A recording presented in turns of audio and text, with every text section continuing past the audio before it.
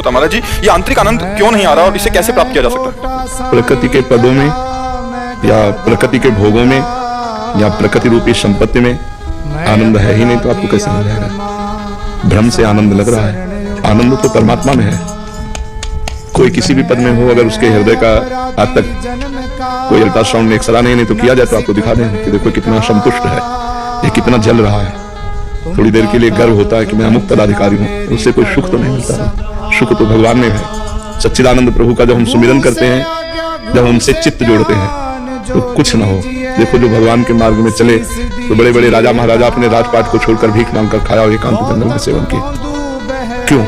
अगर उसमें सब सुख था तो ऐसा क्यों? जैसे भरतरी जी महाराज चक्रवर्ती सम्राट थे, भरत जी महाराज चक्रवर्ती सम्राट, सब छोड़कर गंडकी नदी के किनारे भगवान का भजन। तो हम ये नहीं कहते कि सब छोड़ो, लेकिन सब करते हुए राधा राधा तो रख सकते हो ना। मांस मत खाओ, किसी जीव का मांस मत खाओ, मदिरा मत पियो, पराई बहन बेटियों की तरफ गंदी दृष्टि मत करो और नाम जप करो। फिर देखो आपको आनंद मिलता है कि नहीं, कैसा हृदय प्रसन्न होता है। आप अच्छा अच्छा पदार्थ खा लो, एक दिन ये देखो, और एक दिन किसी गली में भूखे बैठे हुए कुत्ते को ही सही, किसी को भी, मनुष्य को, किसी को भी भरपेट भोजन करवा दो, फिर देखो आपको कैसा लगता है। अच्छा अच्छा पदार्थ खाने पर भी आपको शांति नहीं मिली जो आप दूसरे को जब पवाया और वो ऐसे किया ना ऐसे, तो आपके हृदय में जो शीतलता होगी वो होगी भागवती।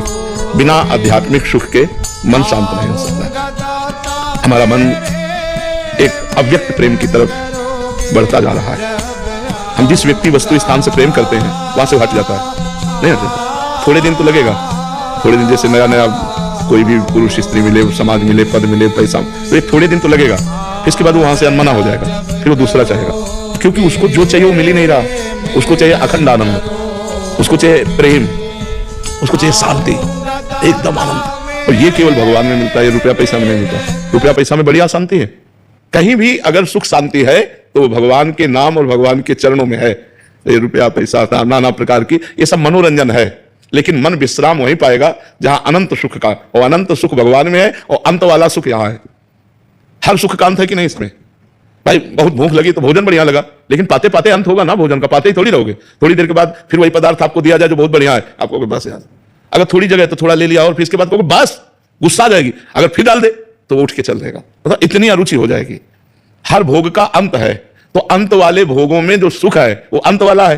और हमारा मन भगवान का अंश है, ये अनंत सुख चाहता है, असीम सुख चाहता है, प्रेम चाहता है, शांति चाहता है। ये तो सिर्फ भगवान से मिलेगी, संसार में तो है नहीं। क्यों?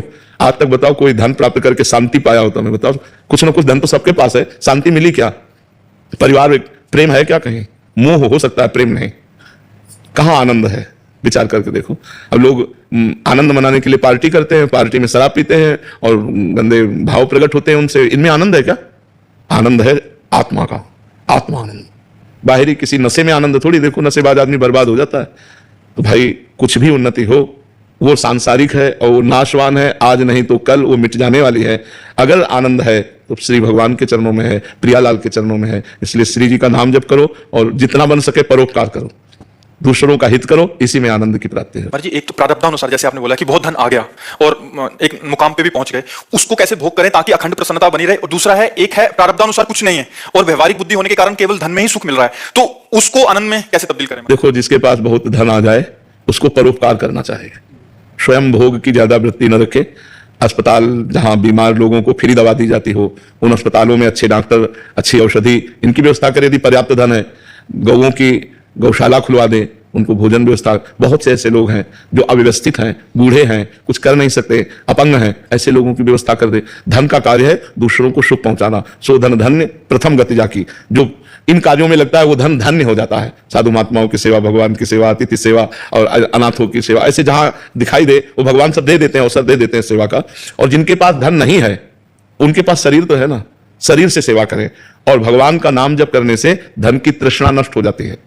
धन हो या ना हो, वो जितने में उसमें राजी होने लगता है। देखो किसी संत ने कहा, साईं इतना दीजिए जामे कुटुंब समाए और मैं भी भूखा ना रहूं, साधु न भूखा जाए। कितनी बढ़िया बात है। हे भगवान इतना दे दो कि जो आपने परिवार दिया है वो अच्छे से खा पी ले, कभी कोई हमारे दरवाजे से भूखा ना जाए। तो कितनी बढ़िया संतोष की बात कह रहा है कि साईं इतना दीजिए जामे कुटुंब समाए, मैं भी भूखा ना रहूं और साधु न भूखा जाए। तो हमें लगता है कि भगवान प्रायः वो अनंत ब्रह्मांडों के जीवों को भी भूखे नहीं रखते।